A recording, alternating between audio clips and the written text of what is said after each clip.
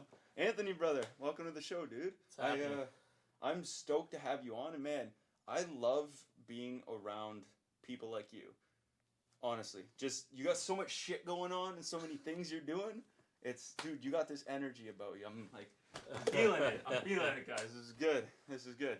So then, with that, are things different now because COVID? Like for you and your career and everything? Like how's that kind of been affecting you so far? I wouldn't necessarily say anything's like different. More so precautions taken. Realistically speaking, I work around general public still. Yeah. Like they're all sick. They're all dying, right? Some people more than others. Right. But realistically, like all it is just you take the general precautions and nothing's really changed. Yes, the call volumes have gone up. There was a little bit of a spike that happened. Mm-hmm. But no, everything seems to be normalizing now. That's good. For the most part. So we'll take back then. So, because you're a paramedic now, correct? Yeah. And let's backpedal to when you kind of finished high school and you were focusing on what you wanted to do. Take us through that a bit. Like how you made the decisions and ended up to here today. Well, all throughout high school I was working as a lifeguard, right? Yeah. You'd know. Yes, sir. Ran into you doing backflips off of the nice little towers over at Laurentian, you and your brother. Landing on people. Good old hooligans. But yeah, no, it was honestly just like a stepping stone. Jumping over to becoming a paramedic. I wouldn't necessarily say it was a biggest of changes. Mm-hmm. I still watch people do dumb shit every day. Yeah. Some people more than others. But realistically speaking, it's like you're still taking care of people, and realistically speaking, what I do as a paramedic kind of hones in on the skills that I've learned throughout, as well as being a lifeguard, right. And just puts an emphasis on that basic first aid skills and CPR skills, and amplifies that so that you can actually use them and perfect them. Right. So ultimately, I always wanted to be a paramedic. It's something that's super fun. But I was also conflicted because I also wanted to be a carpenter. So it was either I became a carpenter or different. Two Very totally different. Totally different both career great choices. skills to have. Yeah, and my total choice about it was that I actually loved being a carpenter. I loved doing woodworking, so I didn't want that to be my career. Right? So I didn't want to turn around and hate what I actually did as a job choice. Realistically speaking, I don't hate being a paramedic. Being a paramedic is exciting, it's fun, it's entertaining, and it changes every single day, so I can't physically hate that because it changes. Whereas carpentry, it's the same thing, it's repetitive, and I'm going to run into issues, battery faults, and all that stuff all the time. So I kind of made my decision based off of that, and I was already in line for that anyway, so that's how I became a paramedic. Nice. Super simple. Yeah. Okay. Now, I want to touch on something you mentioned. With the skills you have and back to basic first aid. So back in 2017, the beginning of the year, myself and the lifeguard team I was working with in Ottawa, we had to perform CPR on this man who had a heart attack, right? And I won't go through crazy amount of details, but one thing I did notice was that a lot of the paramedics, we were rushing. I might have felt my adrenaline levels spike and stuff, but what do you find goes through a paramedic's head when you're approaching the scene because they've probably never been to that exact spot. What's that like? So like I was saying, our job it's that never really brings us to the same situation. Yes, we'll run into the same problems, but we'll never run into the same type of call ever twice. And if we do, that's a big fluke. Mm-hmm. By chance, again, running a cardiac call for us is pretty much just basic standards. Like, there's a procedure that we follow, and we normally nail it to a T because we've done it so many times. Right. So whenever you're running into a paramedic, your adrenaline may be super high, and you guys might be going 1,000 miles a minute. Mm-hmm. We are too, but we're normally doing it internally because we know we have a lot of stuff to gather and perform to ensure that the patient's stable before they're ready for transport, if anything. So a lot of the times when we're there dealing with actual patients in cardiac situations, like they're in cardiac arrest and we're performing CPR, we need to maintain our composure and we need to stay calm for the main reason that if we freak out, everybody else freaks out. Mm-hmm. And that's not good for anybody. No, that makes a lot of sense. Right? Because we're the people that we rely on you. You rely on us. You look at us as far as like the professionals, and you want to ensure that whatever we're doing is exactly what you expect to be done. Right. So a lot of the times, whenever we're going to be performing our skills, we're normally, say like there's 2 people running the code, but then you would have another crew that's normally there to back up for help. Yeah. And normally for the help is just to get all the stuff in line for transportation, so you're not spending too much time there. Mm-hmm. And a lot of the times, also that other crew that might also be there, maybe an advanced care paramedic or somebody higher, like, or realistically speaking, somebody else that's also there to kind of crowd control and reassure the people who are there. Right. Okay, that makes a lot of sense. Having to, you can't be on edge because then somebody in that rescue life depending situation needs you to kind of. Yeah, like you can't sit there and say, "Oh my God, somebody call 911." Oh wait. Yeah, that's really weird. But then they show up and they suck. Yeah. Then you're like, "Wait, I am 911." Yeah, that's me. Crap. Yeah, because I noticed like we were moving. And people were like, "Oh, wait for EMS to arrive." But I noticed something. It was probably 10 minutes from the moment EMS showed up and I saw them, and then they actually took over. Yep. Why? Mainly, most of the time is just there. If you're performing adequate CPR and you're doing everything to a T, we're not going to stop you. And the reason for that is because if you're doing something fantastic, and realistically speaking, your CPR is not going to be any different than ours. If you're doing something adequately and you're doing something to the T that we'd expect and say, "Hey, you're doing an excellent job," why are we going to impede on that when we can set up our drugs, we can set up our stretcher, we can get everything all set up for transportation. So we actually get all of our gear set up. We'll get our pads on, we'll get our drugs out, we'll get our stretcher ready, and we'll get ready for extrication just based off of the situation. Right. So then the turnover rate is quick. It's generally really quick, yeah. So most of the time, if you ever run into the situation where you have to perform CPR in Sudbury, Sudbury paramedics are fantastic, and I'm not just being biased because I work. I know 2 people. I know you and my buddy Matt Child. Shout out to him. Both. Every time I've talked to you guys about scenarios you've been in, it's completely professional and stuff. And like he'll joke around me, you'll joke around me, but when it comes to this topic, you guys are like pretty by the book. Oh yeah, and like I always say, like the people that I work with are super professional, super smart to the point. You'll never find a more, I'm not even gonna say like excellent medic. Realistically speaking, you're not gonna find a medic that's more knowledgeable and well versed in every single topic than anywhere else. Like if you can probably compare us to maybe like Sault Ste. Marie or North Bay because of their style of call volumes, but realistically speaking, if you're starting to go down to like Toronto, Ottawa, other places like that, their call types are way different. And realistically speaking, some of them you'll run into, they'll just deal specifically with a certain type of call based off of the general area. Right. Because this is such a diverse area, such a culturally diverse area, such a diverse community based off of age groups, you get everything from all spectrums, from trauma to medical calls, and it's it really pushes you to the point where you actually need to know everything, versus if you go into other areas, they may specialize. Technically, I don't want to say specialize, but it's like specialized. They're more aware, more prepared, and more used to certain situations. Yeah. That makes sense. Yeah. Makes a lot of sense.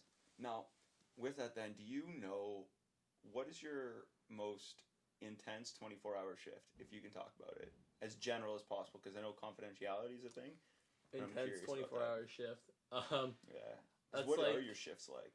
Our shifts are 12 hours. They're 12-hour shifts. They vary. Earliest one normally starting at 5:30 in the morning, and the latest one being 9 o'clock. So PM? 9 a.m. to 9 p.m. So generally for day cars. Night shifts are normally different. You work day though. They drop down. I work both of them, so we alternate our schedule. Makes sense. But yeah, like the most intense, I can't even really explain like a most intense day, because realistically speaking, it all varies. Right. So some days you'll run into situations where you're doing more cardiac calls and you're running into people and you have to do more CPR than other. other days, or it's just more advanced in the fact that like it's a really extensive call where you actually have to go in and you're performing a lot of your skills. Right. So you run into different situations. I can tell you some days are busier than others. Yeah. Generally, each truck around here we average around 8 calls per truck. But then there's some days where if it's a full moon and it's a blood moon on top of that, you're going to be doing a crap ton more calls, and that's just based off of just pure science for some weird reason. Weird. Do you have any, I'm curious about this, overdose calls? That's a lot. A lot? There's a lot, yeah. That's not. Is it primarily around the same areas of the city? You can't even, you can say generally like the downtown area is high, but that's because it's high foot traffic, right? Traffic, yeah. So I can't even necessarily say that it's one over the other, because and you can't even necessarily say that it's one type of population, the general population versus the other. Homeless, right? So a lot of people would generally say, yeah, it's a homeless population, but you can't necessarily say that for sure. Yes, when you think drugs, you think a lot of the people like that, but then you do have other people that are well off that just have substance abuse issues, and you run into those issues. Like you'll pick up on Riverside, you'll pick up on Algonquin. Like there's everywhere. Yeah, it's everywhere, right? Generally speaking, I want to say like it is worse. I haven't been working for a little bit now. I'm on paternity leave, so I can't say exactly to the point exactly what it's like now. But being this whole COVID situation, and my own personal opinion, how the government has released a lot of money and a lot of people can qualify for it just based off of certain criterias. Yeah, which is very lenient. Yeah, a lot of people pick that up and they think free money, so then they go out and use and abuse it. And those people are going to get messed up hard with the tax. Yeah. When they do get it. It's no fun. When it does come back to get them. It's no fun. I don't know if it'll be taxed in general or if it'll only be taxed if it's under a certain amount. Or over a certain amount. I'm not sure how they're going to do that. For CERB? Yeah. It's 30%. Yeah. I think that's what I heard was 30% based off whatever you take. So that was the like 1,000 a month or 2,000 a month, eh? Yeah. Something like that? Yeah. Because I did EI instead, but I was only on it for 3 weeks. Yeah. Yeah, and then they're like, hey, we need you to go back to work. I was like, all right, cool. Sign me up. I'd rather be at work than doing nothing at all at home. Yeah, it's a lot better to do that. So you should take that. Yeah, and it's not even like, and I was still like moving around, doing different things for different people. I just wasn't collecting money from it. Yeah. Which is like, oh, can I pay you? No, because they're gonna find out. Yeah. They always know, man. They're in our phones right now listening. Yeah, they're listening to all of this. So yeah, man, that's no government conspiracy there. Yeah. Nope, they're not. Microchips in humans, dude. I think that's where it's gonna go. Yeah, it's still checked. Yeah, it's still there. And the scar? I noticed you had a scar on your neck. Yeah. I wasn't sure what that was about. But so, first of all, congratulations on the child. Thank you. Remember, you just mentioned you're on mat leave. Yeah. Is it paternity or maternity? Paternity. That's the maternity's for mother. So yeah, that makes sense. So yes, sir. Congratulations. How was that experience? Like those finding out. What was that process like? It was interesting because I was in Mexico at the time when we conceived, and I didn't find out until afterwards. And my wife has lupus, and she went through a whole process. She ended up having stroke-like symptoms, but it ended up narrowing it down to being some complex migraine. Okay. And definitely a scary experience, but mind you, not the first time I've been through that with her. Okay. So that's pretty much how we ended up finding out afterwards, because she ended up doing a whole bunch of tests, and she did some pregnancy tests, and she didn't piss on one stick, she pissed on 5, and I pissed on one just to make sure. Just to make sure that they weren't indicted. That's hilarious. And yeah, it was quite the experience, and we found out it was around October. We didn't tell anybody though, because of some odd reason everybody at my job decided to say that they were pregnant too. So there was legitimately like 7 people that are actually off on mat leave right now at their work, or probably more. Wow. Lost count, but someone made mention. It's like, oh yeah, there's something in the water, and I had to sit there saying, no, it's not in the water. It's actually something in the air, because I was over in Mexico at the same time. Yeah. So when all this happened, so yeah, no, it was quite the experience, and we told everybody Christmas time, and we actually told them via like a wine bottle. Nice. And it actually had the Knocked Up movie label on it, but with us, Yeah, I you saw that. probably saw that, I eh? laughed. I love when you Yeah. do that. Yeah, That so shit's we did that on a hilarious. wine bottle, and we Yeah. handed it out, and people didn't clue in until like a good like solid 2 minutes, because they're like, oh, why is there a movie poster on here? So guys, I need you to. Can you take a double take of that? Oh, it's you. Yeah. Oh, that's fine. I had to tell a couple people to actually do a double take just to make sure. Yeah. Like, yeah, can you look at that like thoroughly? I need you to inspect the faces, because otherwise it was probably just that same photo, but just the faces, eh? Oh yeah. Oh, not even the faces. It's actually posed. Like it's actually us that are in there. Just 100% posed, posed. just everything. It's just the editing Nice. process and everything. You try to make it to a T.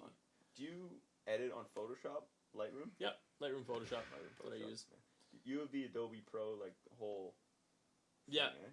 Yeah, I got the whole thing. I got That's like the pretty sweet. After Effects series, Premiere Pro, Photoshop, Lightroom. You don't play around on Premiere Pro at all, eh? Oh, I do. Yeah, that's how I make my videos. No. Yeah, that's how I do all my videos. Nice. Because I've wanted to because I used it a bit back when I had Premiere Pro for school and everything, and I've always wanted to get good at Premiere Pro for movie editing, because I think that's the premier, pun intended, software for all movies. Because I use like a Video Studio by Corel, and it's like $60, and I can use it whenever, however long. It's solid, but I feel when it edits, it almost reduces the quality, no matter what I put the quality as. But when you shoot, the frame rate you use, do you change it when you send them, or do you keep it the same? How does that work? I edit it to like the tits. Yeah. I don't know other way of putting it, Makes but yeah, so when I actually get my videos, like probably a different format than what you're actually shooting yourself. Yeah. Because it's pretty much considered like the raw version for video. Mm-hmm. So I do all the color grading and stuff. I do the time shooting, and realistically speaking, whenever I try to shoot, it depends on really what you're trying to shoot in itself. Mm-hmm. So I'll normally shoot 60 or 120, and because 120 gives you a little bit more of a frame rate, so you can actually slow it down. You can do a lot of stuff to manipulate it, and it just makes it a little easier to work with. So at least you know you're not cutting stuff, because if you decide to do like a super slow-mo video afterwards, then 120 might not cut it, and you might be having like some choppy video going on. Yeah, it'll slow down too much. Yeah, and on top of that, I work on the audio too. So when you look at the audio, you try to split it into different sections and try to make sure that you actually are not peaking with your audio levels or dipping to the point that you can't hear anything. Yeah, it's too much change. It's not balanced. Yeah. Yeah. Exactly. That makes sense. So now you do that for AK Photography, right? Yeah. That's your show? Yeah. That's it, dude. What was that? What's that like? Like, how'd that kind of formulate into what it is now? Well... Oh, and by the way, you actually did friends of mine who train here. You did Phil and Emma's wedding shoot as well. Yeah. I don't think I did their wedding yet. Or, no, you did their engagement photos. Yeah, I did their engagement shoot. That's it. Sorry, yes. Yeah, that's a lovely couple. Yeah, it was funny. They're hilarious. Yeah, because I came in here to teach a first aid course, and then they showed up, and I completely forgot that they both came here. Oh, no. And they said hi. I'm like, I couldn't put two and two together because of a totally different mindset. And then they're just like, oh, you're in your first date, Anthony, versus... Yeah, and then they made mention, like, yeah, I know you shot our engagement shoot. Like, we have a wedding book with you guys. I'm like, oh, yeah, totally different mindset. No. My bad, guys. Dude. But, like, a totally different scenario, because I did not recognize them in a gi at all. Oh, well, there you go. Yeah, so I'm sitting there. I didn't know they were in a gi. Oh, that changes everything. Oh, Now it's whatever. It was like the gi roll, so they're just on the mat, and they're just, like, going at her. But I was just sitting there, like, yeah. Sorry. Couldn't put two and two together. Last time we spoke, you weren't in a gi. Dude, it's so confused. I see so many faces, man. Oh, I bet. How'd you get started in the business though, and why? For photography? Yeah.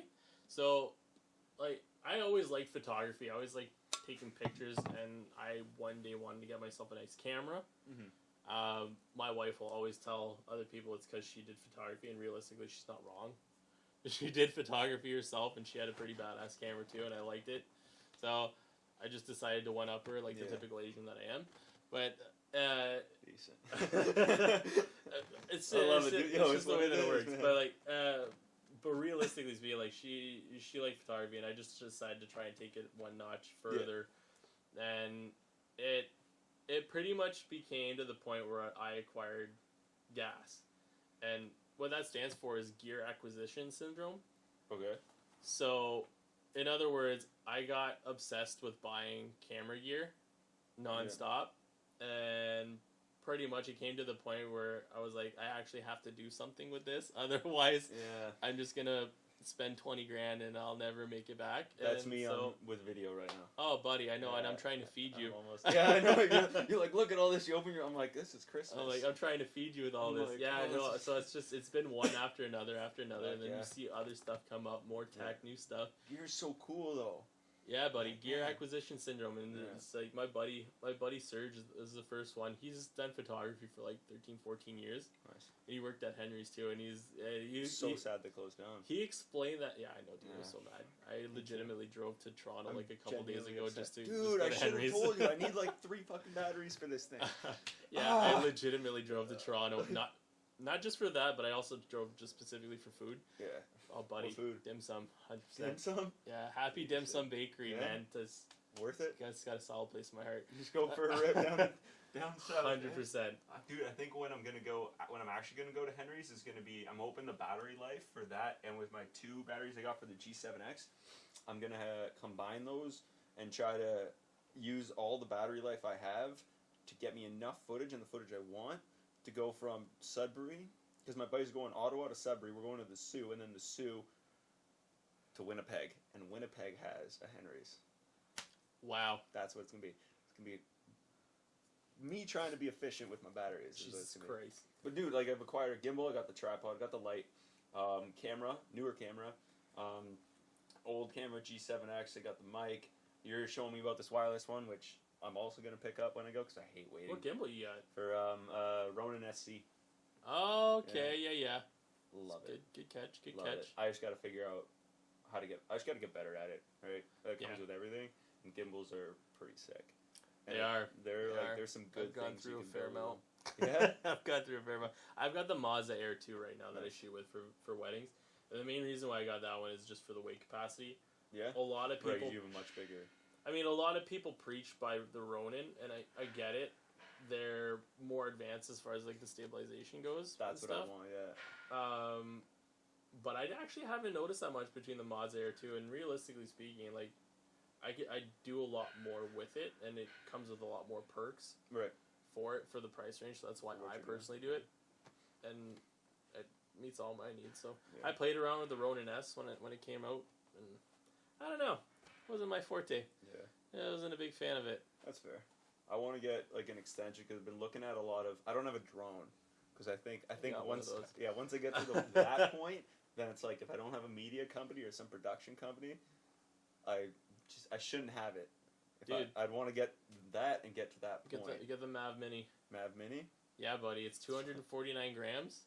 Yeah. So you legally don't need a license to pilot it. No kidding. And it still shoots 4K?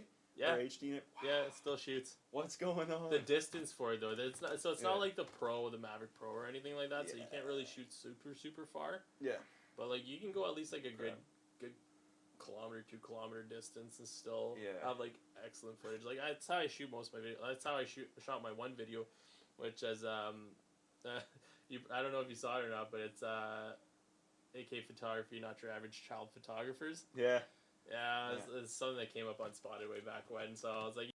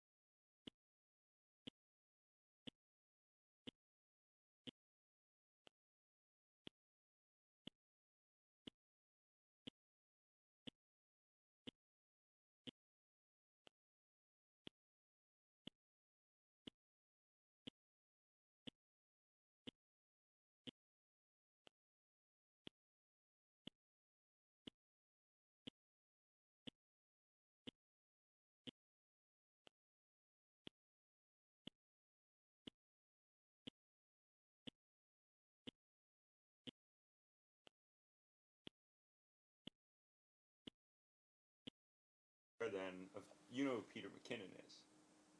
I know Peter McKinnon. 100%. Yeah. Probably not personally, unfortunately. No, but I think one of my friends does. Yeah, I think Serge knows a lot of people. I can imagine. He knows Taylor Jackson too. Because I'm like, you've seen his YouTube show and everything, and I think you could pull something off similar. Oh Jesus, not to that level. Dude, he's been doing it for 10 years. He's been doing it for a while. He's been at it for a minute, right? So I think obviously starting off, and I think back to the first podcast I did, and I think back to now, and not so much guests, audio, video, how it sounds, not even everything regardless of production.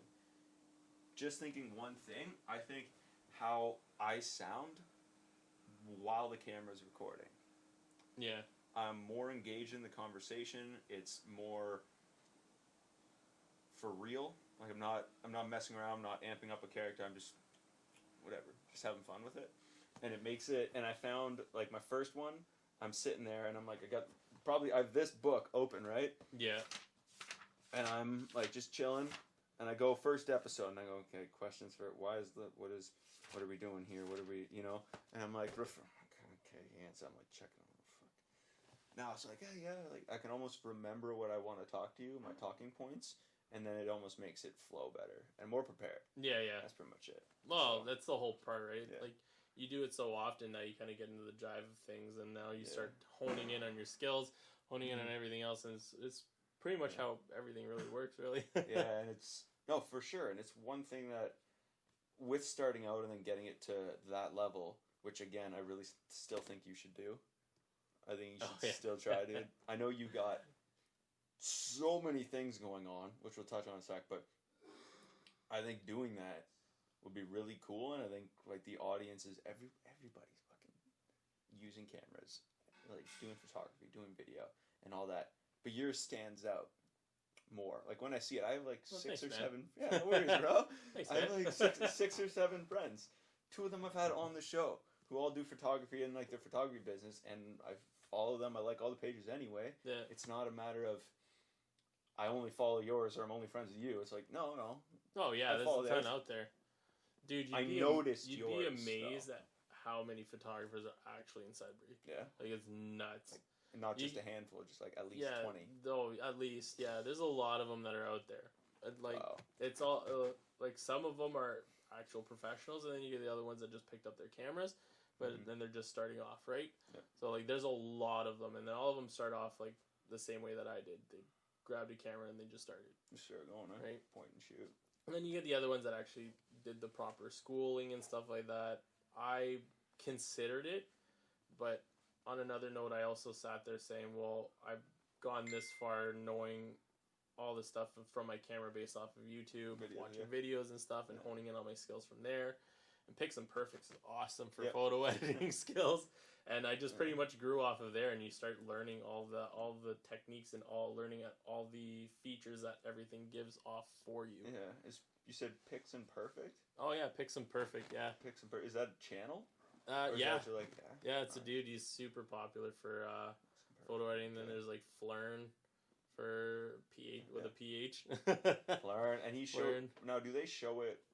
Like kind of point of view tutorials, like they have their video is of like Lightroom or Photoshop and how they and they're mainly just like Photoshop people. Yeah. Just because there's so many buttons on those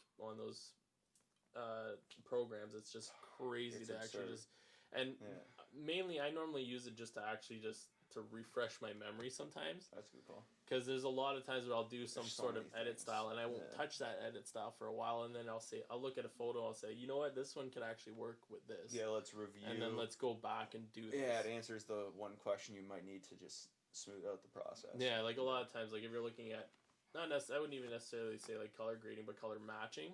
Yep. So if you're blending 2 photos together, and like I do that once in a while, but then you're like, man, I can't remember how to match them together, and so you just quick review on all that. Now, do you just take your one photo and you put it and you just layer them, and then you blend them? Yeah, so they're all layered, and the blending process is normally like the harder part, because as much as you take them, you have to make sure like it works almost like a camera. So you have your Yeah. focus point, and you can't have two separate focus points, and it looks kind of weird. Right, it looks like crap, and it Right. looks obvious that it's two separate ones. Yeah, and then you got to try and blend them together. And as much as you blend the actual photos together, there's still actually the color blending too. Right. So like the tone of skin that I was probably like, if I were to take a photo of you right now, the tone of skin review that I'd have in here would be different than the picture that I'd probably take outside. Right. So I'd have to blend your color tone to what that is outside.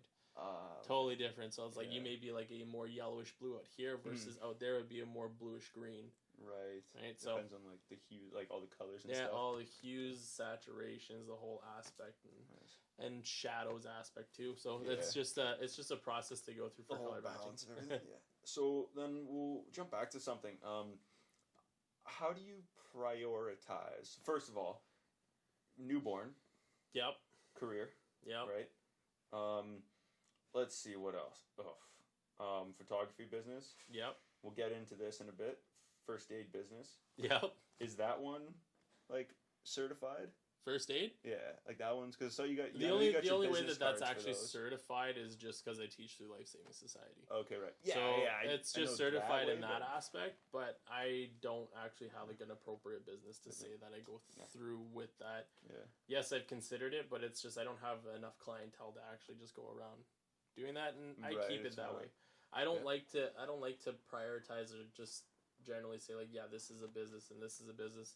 No, it's more of like this is a hobby and this is a hobby, right? As opposed to like a business. And I do it for people at an actually super low, cheap rate. Yeah, which I appreciate. Research. And a lot of people prefer that, and a lot of people like that, and the whole reason why I do that is because I personally know the struggles. Yeah. I've been through there, and I get it. There's a lot of photographers, there's a lot of people out there that charge an arm and a leg for stuff. And I totally respect that because you're paying for quality, and the quality is what you're going to get more than 99% of the time. 100%, yeah. Right? But as from like my own personal point of view, my own personal standpoint, like you run into people that are under financial stress, right? Yeah. They need something specifically for their job, but they need this to apply for a job. Yes, right? They don't have, so they don't have the money to. Exactly, and a lot of the times, like even my photography, I always say, people should have wedding photos. Yes, they should have them, and they shouldn't have to pay an arm and a leg just because of the caption of wedding. And that's normally what happens. Yeah, you'll go by, you'll have family pictures, and you'll be like, "Oh yeah, this is great." But the minute it's say like $150 for family photos. Yeah, dude, the term wedding's but the minute that you add the title wedding in there, and you're saying, "Oh, hey, look, there's a dress." Now that 150 family photo shoot that you probably did that took an hour, and realistically speaking, this one that they just want a couple photos in the background is now turned to 1,500. Yeah, and it just doubled, right? Yeah. I keep my wedding photos for full day, start to finish. You name it, it's $1,200, and that gets two of us. That gets myself, and that gets my wife, and we're there from start to the beginning of the day, where you put your clothes on, to the end of the day, where maybe some random Joe Blow is taking his clothes off. You don't just you're not like, oh, we're only working 8 to 5, 9 to 6. No, it's. No, yeah, we have them to the point, and that's our highest package. Yeah. And we've been told multiple times that we should probably bring our package up. We should probably be upping our prices based off of the quality and stuff that we've been giving. And that's people telling you that. That's other people telling us that, and we're pretty solid on that on that price, and we like it because one, we get clientele regardless. Yeah. And two, it seems people are happy with the fact knowing that they're not paying an arm and a leg for their wedding. Right, so because their venue already cost them $30,000, why do they want to pay another $6,000? Why? Because it's a wedding event. Because it's a wedding, right? Jack up the price. Skyrockets. Yeah. And same thing like the first aid stuff. Like it's expensive enough to do it, and a lot of times people don't really have the money for it, so they just then the ones that actually do it too, like they're going to people, and I don't want to necessarily say like they're not the most knowledgeable as far as the situations go, but it's more of the fact like they're not experienced. Because I work in the field, I use my skills every day, and my first aid skills are Top repetitive notch. and they're always there. Yeah. And a lot of these courses, when they train you, they'll train you just the general basics, and there's a bunch of you guys that are in there. Yeah. Whereas I take small groups in, I teach specifically for small venues or small areas like this one here, Troop MMA. I did it specifically for a bunch of people over here. Yeah. And I keep them small, and I keep them to the point where, hey, your job is this. Mm-hmm. I'm going to show you what you do in this situation. I've done CPR courses for orthodontics facilities, and a lot of them didn't even know that you could probably do CPR on their chairs. A lot of them were taught to just put them on the ground and start doing CPR. I'm like, no, you can recline the chair, you can do your CPR here. Now, here's another question, where's your AED? Mm-hmm. And a lot of people were sitting there confused. I don't know where my AED is in this building. It's like it's a small orthodontics office. But it's a rental space, so they don't know, right? So they're going down. True. But it just gets them the skills that they need to kind of like, hey, like if you're ever running into this situation, you guys should know off the bat this is the routine that we're going to do. It's an awareness. Yeah.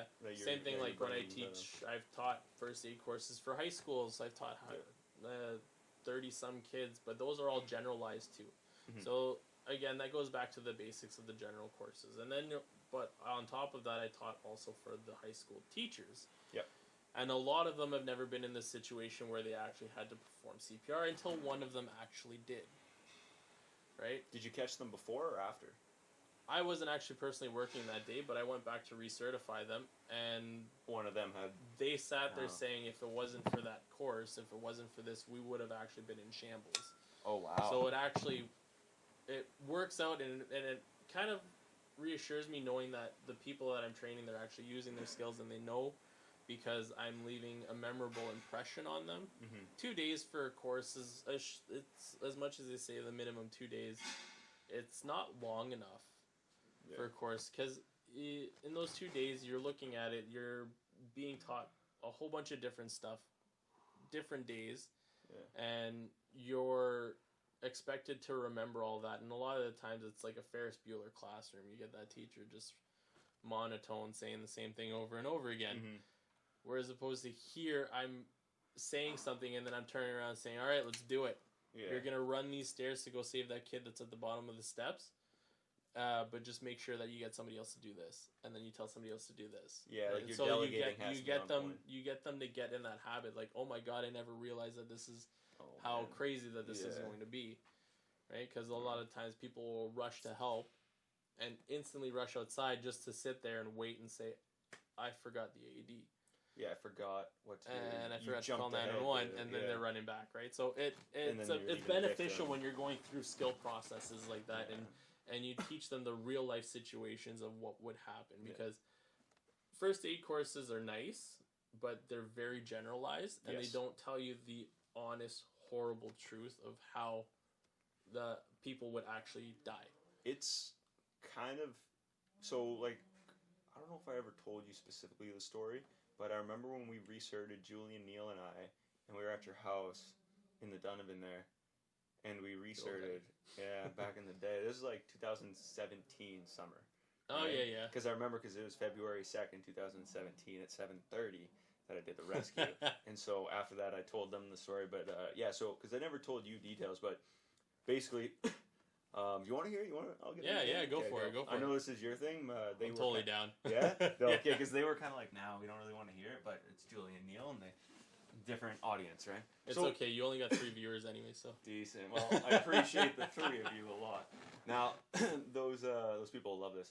But, yeah, basically, I was teaching this adult class, and it was in the small pool in Carlingwood. It was like, you couldn't dive, maybe max 15 people in the pool. It was tiny. Like, basement, YMCA in Ottawa. Now,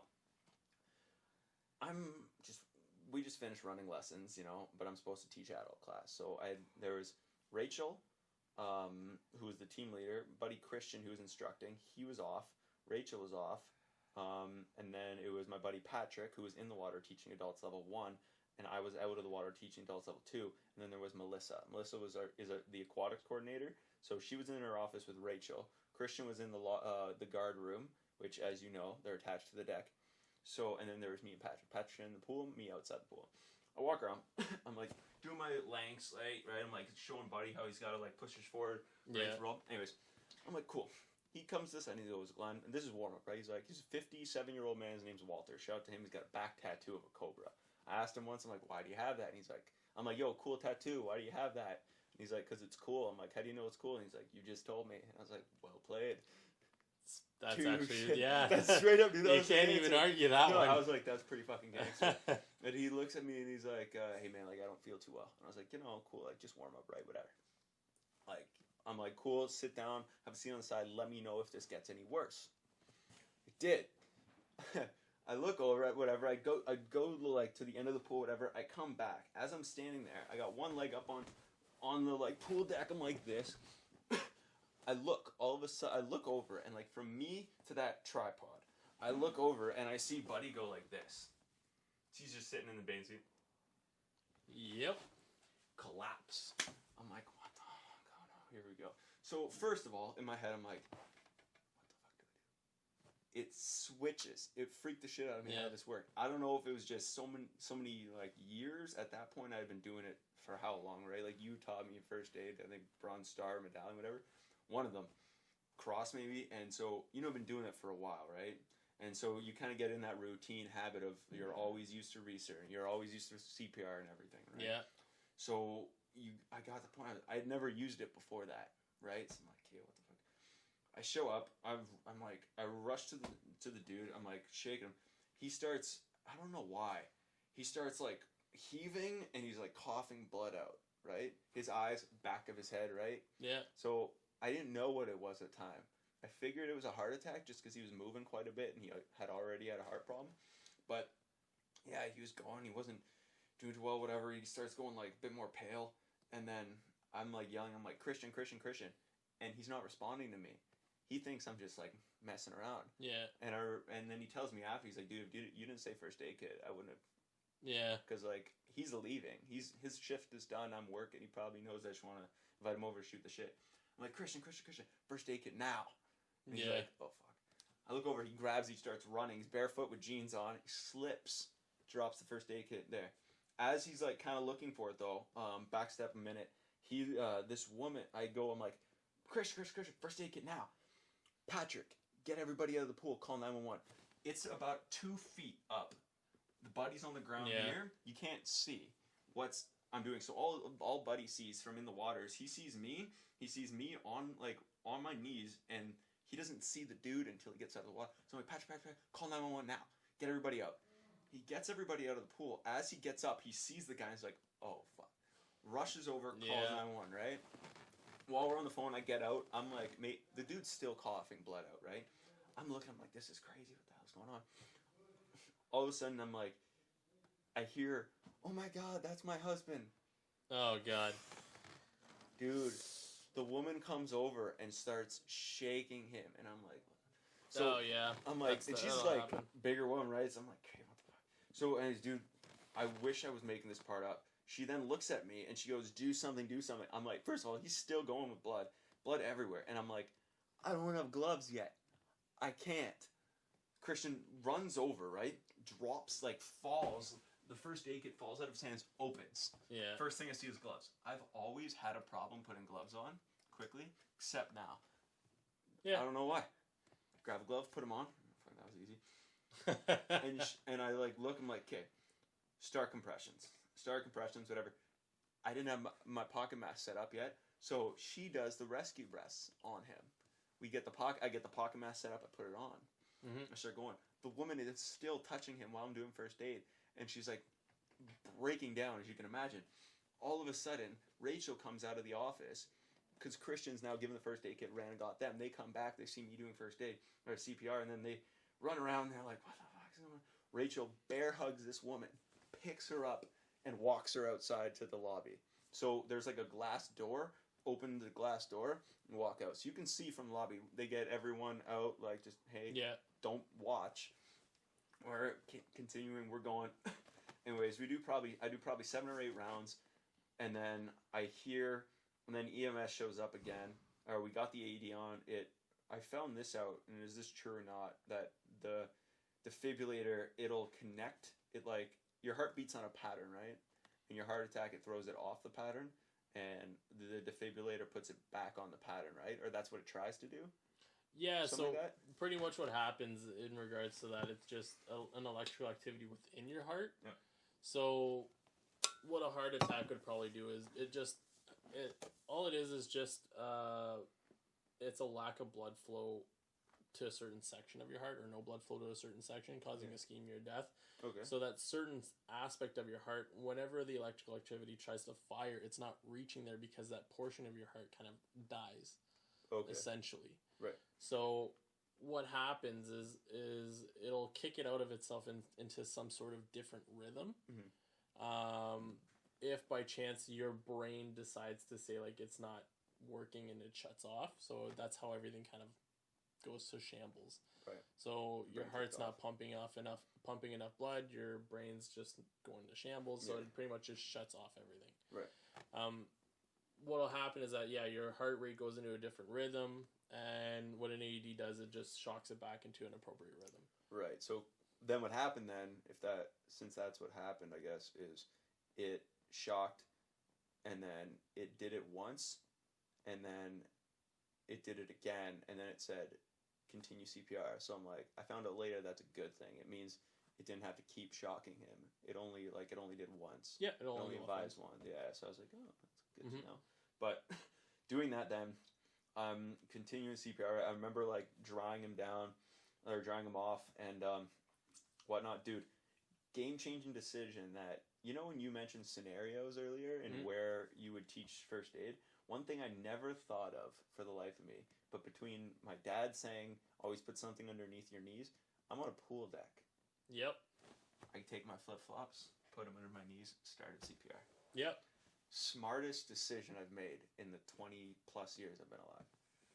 Yep. Dude, my knees still felt like crap after. Oh, yeah, they still do. Yeah, it was like almost 10, 15 minutes. And that's when I told you, back when we started early in the show, I was like, hey, why does EMS not just say, hey, stop where you are, I'm going to do this?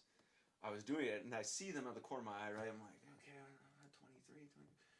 They come back, and I'm like, well, you guys going to take over? And they're like, they didn't do nothing. So long, dude. I probably did 5 sets with them. Just keep going. Keep doing it. I'm like, what the fuck, bro, take over. I'm in a hoodie, sweating on this guy. Yeah. Just pushing away. And I'm like, oh, man. And the AED's telling me to push harder. I'm like, dude. Yeah. I'm like the strongest biggest person on staff. Like, there's nobody in this room right now on this team that could have been pushing harder. And I was leaning, like, giving her. I could feel his, like, ribs. I broke 5 of his ribs in his sternum. Yep. And went down it. He comes back, though.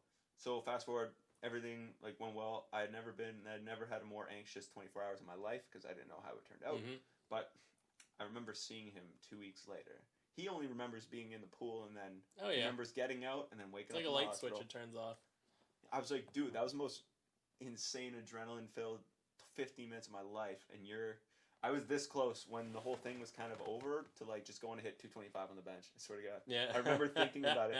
I was like, I have so much adrenaline right now. I'm like firing on all. Dude, I was seeing sound. Yeah. No lie. Oh, I could see sound waves, and I was it's a different animal.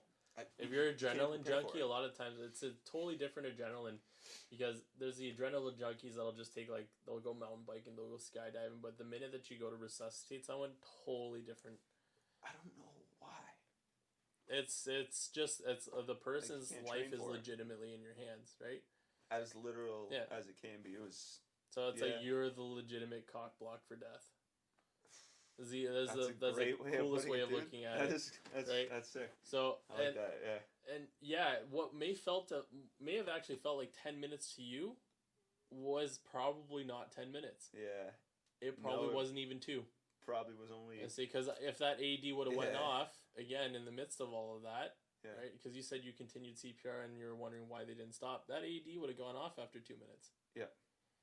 And if it did, then it was 2 minutes. But just remember that if not, they're probably only setting stuff up for only 2 minutes. Yeah, it was probably not, like, I know for a fact it was no more than 10 minutes total. Yeah. From the moment he was unconscious to the moment that they held him away. I know it was no more. First of all, shout out to the Ottawa response team. Oh, dude, they're badass. They were quick. They're badass. Less than 5 minutes. Ottawa is, like, insane. Like, man. I always give props to them because I don't know how they operate They're like they have such a diverse calls system that happens, and they're so understaffed there. It's crazy. Yeah.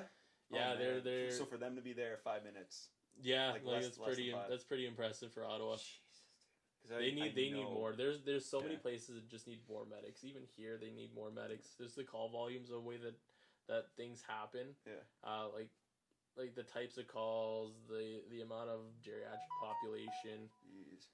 Yeah.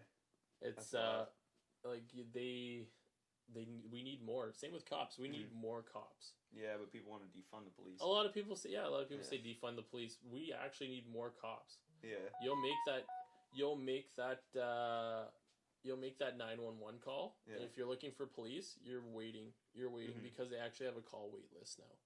Like it's so bad because they need to prioritize their calls because there's so few of them.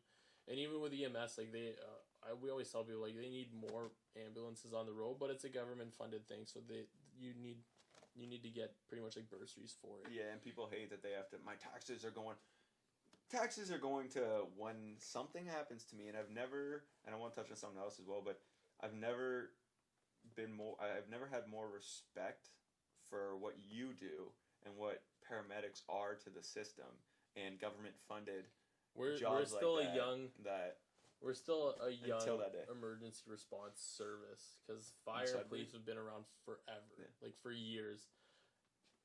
Paramedics haven't been around as long, so a lot of people, whenever they refer to us, they'll refer to us as ambulance drivers, which drives me nuts. But they'll refer to us as ambulance drivers because we've since the beginning of time, it was always been the whole aspect of bed, oxygen, blanket. In other words, if you're having a heart attack, if you're dying, we're taking you, we're shoving you on the bed, and we're driving. Yeah. And just put O2 on. Now, the way that it works is that you're actually getting like a mini hospital at your front door. You're getting an emergency department pretty much ran in the comfort of your own home or in your living room or on the streets, wherever you may be. Yeah. And the more critical part of looking at it, and a lot of people don't understand is, and they never actually see behind closed doors of the hospital, is that that's a team of like 8. Mm-hmm. When you collapse on the streets, you collapse in your house, you go into cardiac arrest, you get an ambulance there, that's a team of 2. Wow. So, or maybe 4, depends. I think it was 4 for all. But you're getting probably an advanced care paramedic that runs just like an emerge doc. You're getting all the emerge medications. Yeah. And then you're getting all the other paramedics that are in there that are knowledgeable in the sense that they'll set everything up. Mm-hmm. Ran pretty much just like nurses, because there's one person that'll be pretty much like documenting. Yeah. In other words, that'll be the person watching the monitor, another person that's going to be getting all the drugs set up, another person doing CPR. Wow. Or that other said person may be doing CPR and airway management at the same time. Mm-hmm. So you get like a whole system set up based off of 4 people that's generally ran by multiple departments at the hospital, just at the comfort of your front door. And realistically speaking, we do a hell of a job. Yeah, no kidding. Like, I'm not even just trying to boast. Like a lot of them, it's crazy. Yeah, as you should be. Like you should be doing an incredible job. Because it's crazy the amount of stuff. Like I've seen a lot of stuff. I've seen people die in front of me. I've seen people get shocked. I've seen people like come back and.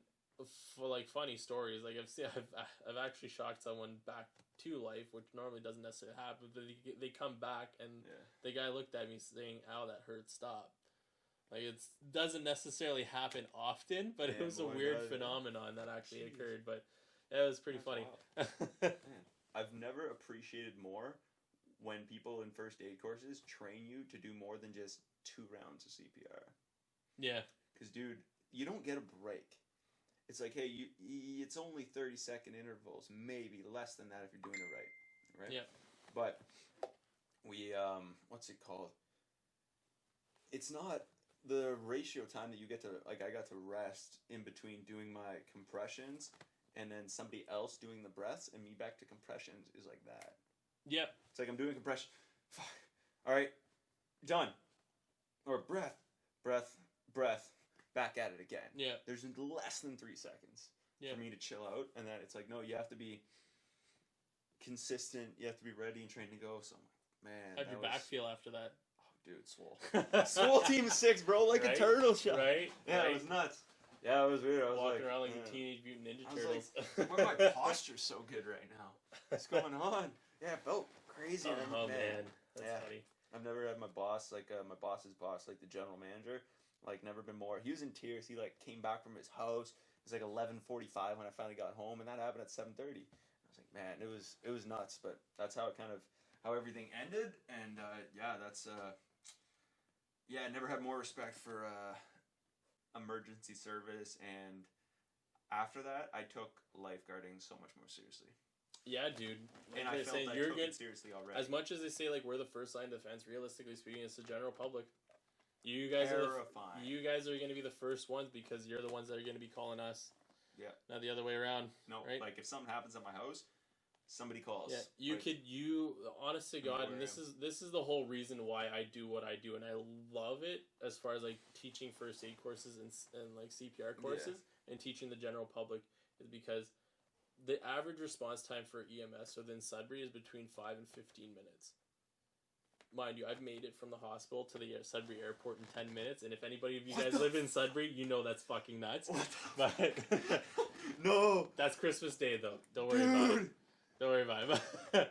10 minutes? Yeah, bro. It was Christmas Day. It was empty roads. It was all green lights all around. So it was myth. Even if it was reds, you're pinning. A lot of people are telling me that that's a myth and that's a lie. But I'm telling you right now, dude, I timed that. But anyways, wow. But yeah, no, we'll generally get there relatively quick. Like we drive pretty fast for what we do, but like that's 5 and 15 minutes. That's 5 and 15 minutes of nobody's doing anything. The chance of survival just goes straight down. Yeah. Right? I've seen people collapse in front of me. I've seen people go into cardiac arrest right in front of me. The minute that I do CPR, if your CPR is to the point, you're actually feeding the brain. So you'll run into situations where the person's actually not dead. Now, how difficult, though, is it to be on point with your CPR? Because if you're telling me, like you said earlier in the beginning of the episode, that they'll show up and they'll take their time if you're doing it right, which means I did 4 to 5 whatever rounds of CPR. Yeah. At least 5 rounds with them there. Yeah. They didn't do anything. So I can imagine it was doing it probably right. Like, trained for, right? But, so you're saying then that's better that way. What do you mean? That like you're doing CPR? Yeah, like it's better that you're doing CPR and you're prepared and you're ready to do it than it is to just wait for EMS to show up, for sure. 100%. Because time is heart. And in this case here, once your heart dies, right, time is brain.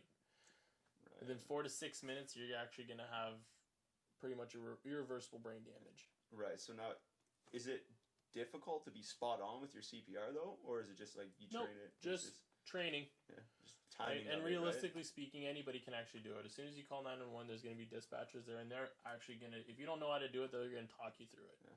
They're going to talk you through it. You just have to be willing and able to actually do it. Like listen and apply. Oh yeah, 100%.